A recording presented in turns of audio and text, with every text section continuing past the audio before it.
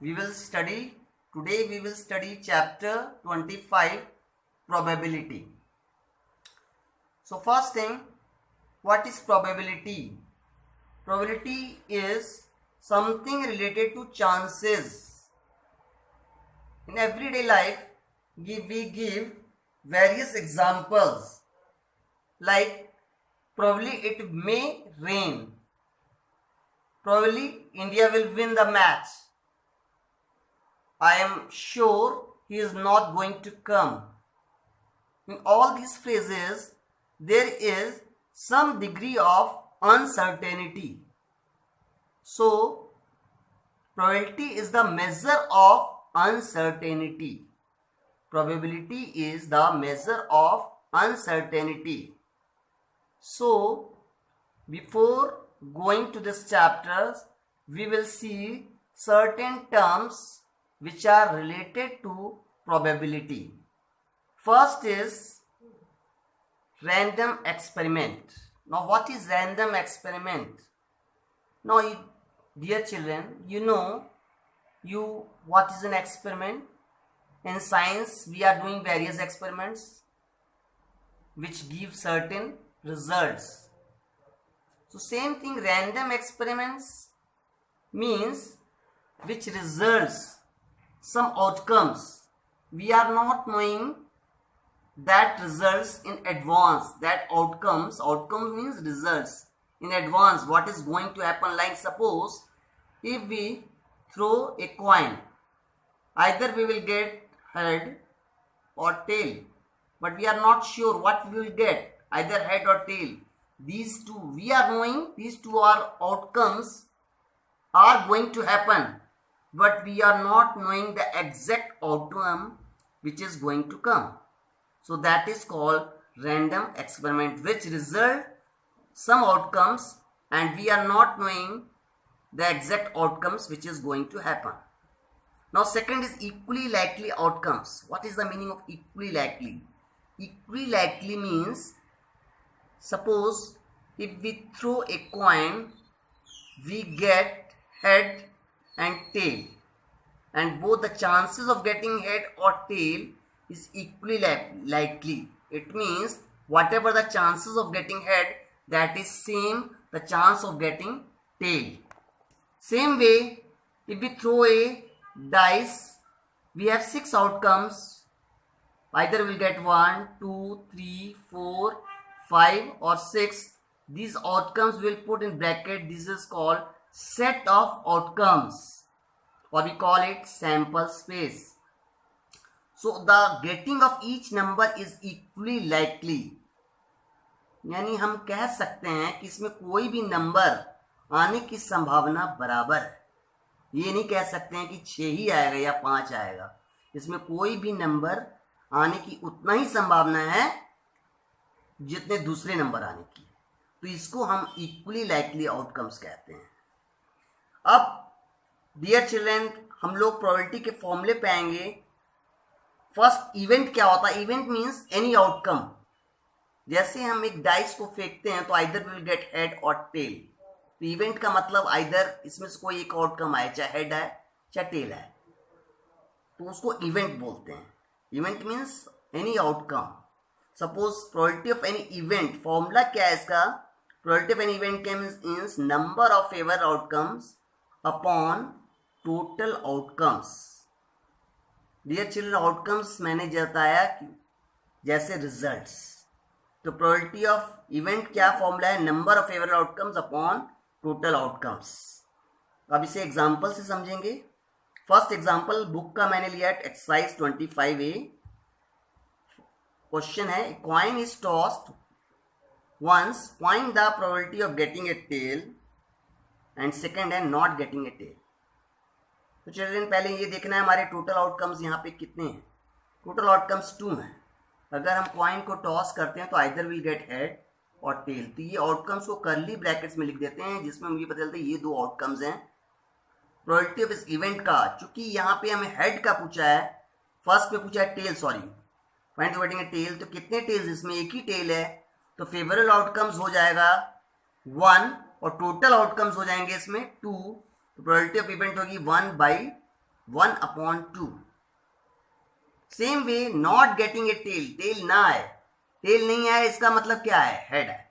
अब total outcomes यहाँ पे भी 2 हैं फॉर्मूला के अनुसार, नंबर ऑफ फेवरेबल आउटकम्स. तो इसमें चूंकि एक ही हेड है, नॉट गेटिंग ए टेल यानी टेल नहीं है यानी हेड है, तो हेड हमारा 1 है, तो प्रोबेबिलिटी इसकी हो जाएगी 1 फेवरेबल और टोटल आउटकम्स है 2, 1/2. हम दूसरे एग्जांपल्स को देखेंगे. Example 2, A bag contains 3 white, 5 black and 2 red balls, all of the same shape and size. A ball is drawn from the bag without looking into it. Find the probability that the ball drawn is black. तो children यहाँ पे total balls कितनी हैं? Total balls हमारी होगी 3 white, 5 black और 2 red, यानी 10 red total balls है हमारी 10.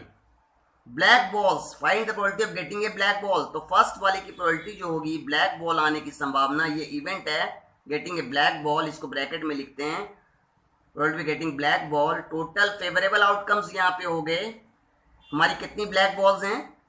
5 ब्लैक बॉल्स हैं. तो फर्स्ट वाले केस में फेवरेबल आउटकम्स हो गए divided by total outcomes. Favourable outcomes हो गए हमारे 5 ब्लैक बॉल्स और टोटल आउटकम्स हैं 10, 5/10. Same way getting a red ball, कितनी फेवरेबल आउटकम्स हैं? 2 अपॉन टोटल बॉल्स कितनी है? 10, 2/10. Not a red ball, red ball नहीं है, तो रेड बॉल 2 है, छोड़कर बाकी जो आ रही हैं, कितनी बॉल्स आ रही हैं? 5 + 3 8 बाई टोटल बॉल्स होगी 10. Not a black ball, black ball नहीं है, तो ब्लैक बॉल नहीं है उसकी संभावना क्या होगी? ब्लैक बॉल अगर इसमें हटा देते हैं तो 3 + 2 5 एंड टोटल आउटकम्स 10.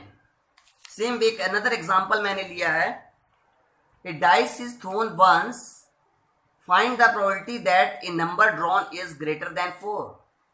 हमारे टोटल आउटकम्स कितने हैं?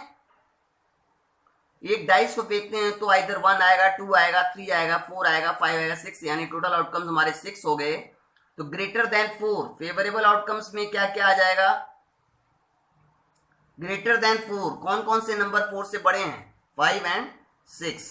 इसकी प्रोबेबिलिटी हो, संभावना जो होगी, probability of this event favourable outcomes divided by total outcomes 2/6, जिसको लिख सकते हैं 1/3. Same way example 2, not getting a number less then 7, 7 से कम आए, तो इसमें जितने भी आउटकम्स हैं वो सब 7 से छोटे हैं, तो इसकी प्रोबेबिलिटी क्या होगी? 7 से कम आए तो टोटल ये सारे फेवरेबल हो गए, यानी 6 आउटकम्स फेवरेबल हैं, टोटल है 6 यानी 1. इस इवेंट को हम लोग बोलते हैं श्योर इवेंट. तो probability of any sure event is always equals to 1. Sure event का मतलब हो गया इसमें जो भी हम नंबर उठाएंगे वो 6, 7 से छोटा ही है, तो ऑल आउटकम्स आर फेवरेबल. तो श्योर इवेंट की प्रोबेबिलिटी हमेशा होती 1. थर्ड में आता है नंबर गेटिंग मोर देन 7. अब इसमें कोई भी नंबर 7 से बड़ा नहीं है, तो इसकी प्रोबेबिलिटी जो होगी फेवरेबल क्या है? कोई भी नहीं, 0 और टोटल हो गया 6, 0. इसको हम लोग बोलते हैं impossible. Probability of impossible event जो होती है वो हमेशा 0 होती है. तो इस तरह से हम लोग कह सकते हैं प्रोबेबिलिटी ऑफ किसी भी इवेंट की जो वैल्यूज है 0 और 1 के बीच में लाई करती है, यानी कि yes. Now example 4, fourth part, sorry, getting a number less than और equal to 4. We have to find the probability getting a number less than और equal to 4. It means what is our favourable outcomes? एक number जो हमें 4 से छोटा हो या फिर उसके इक्वल हो, तो फेवरेबल आउटकम्स आएंगे 1, 2, 3, इवन 4 को भी लेंगे क्योंकि बोला है लेस देन और इक्वल टू 4. तो हमारे फेवरेबल आउटकम्स हो गए 4 और टोटल आउटकम 6 हैं. टोटल आउटकम 6 है, तो probability of this event is 4/6 यानी 2/3 हो जाएगा. अब स्टूडेंट्स एक चीज़ में ध्यान देना है, फर्स्ट केस को देखो, इसमें बोला गया था ग्रेटर देन 4. ग्रेटर देन 4 का मतलब कि हमें क्या 4 से बड़ा नंबर आया है, और फोर्थ में बोला getting a number less than और इक्वल टू 4. अगर ध्यान से देखें तो ये दो केसेस, केस 1 एंड 4, ये दोनों आपस में कॉम्प्लीमेंट्री इवेंट हैं. कॉम्प्लीमेंट्री इवेंट का मतलब होता है अगर ये हमारा कोई नंबर किसी डाइस को फेंकते हैं वो या 4 से बड़ा आएगा या 4 से इक्वल या छोटा आएगा। अगर ये होगा तो ये नहीं होगा, ये होगा तो ये नहीं होगा, इसे हम कॉम्प्लीमेंट्री इवेंट्स बोलते हैं। यानी फर्स्ट इवेंट अगर पॉसिबल होती तो सेकंड नहीं होगी, या तो हमारा 4 से नंबर बड़ा आएगा कोई भी नंबर, या 4 से 4 आए या 4 से छोटा है। ये दोनों आउटकम्स को हम लोग कॉम्प्लीमेंट्स बोलते हैं। इन दोनों का सम जो होता है वो हमेशा 1 होता है। जैसे फर्स्ट केस में हमारी प्रोबेबिलिटी थी 1/3 और not getting a number less than equal to 4 यानी 2/3, इसको ऐड करेंगे तो 3/3 1 आ जाएगा।